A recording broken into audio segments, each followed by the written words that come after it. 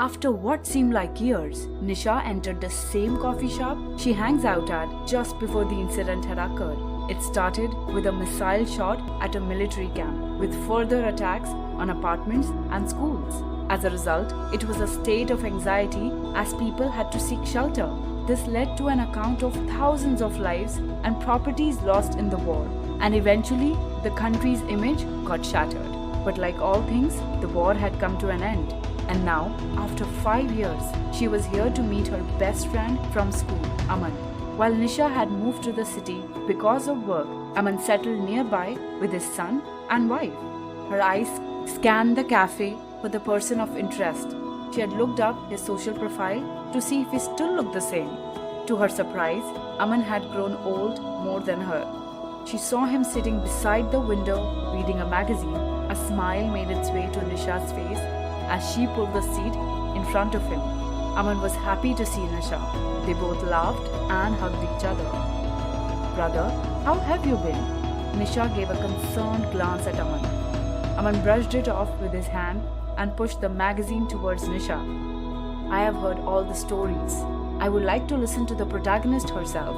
He pointed at the page where there was an interview with Nisha about how the war became her strength, that it was all about perspective. "Aman, I just did what I had always intended to do, which is to improve the financial sector of this country," Nisha explained.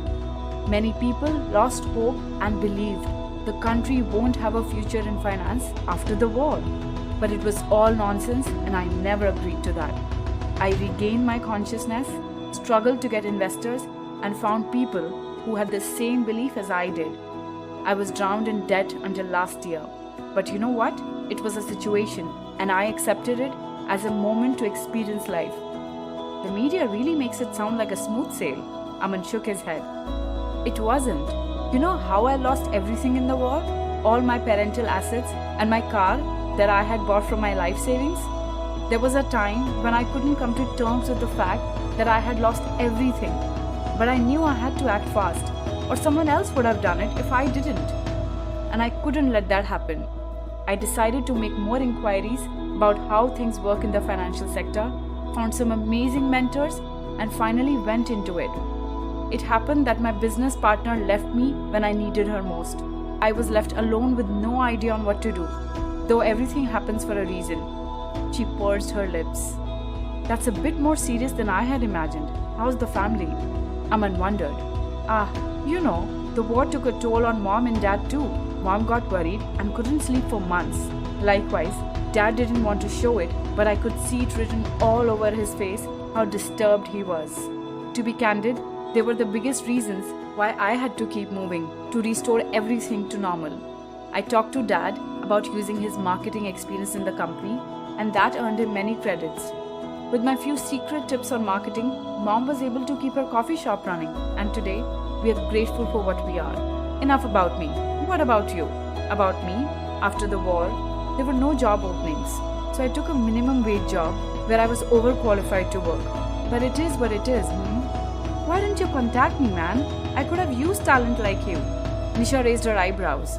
"To be honest, all I wanted was a stable job enough to feed my family. I really wish the war hadn't happened, I had a great job before the war, and that was taken away from me." Aman gave away a sigh. "How about now?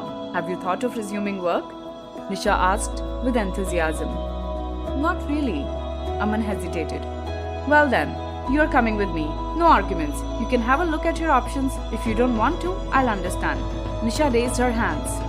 Aman shook his head at the stubborn nature of his friend.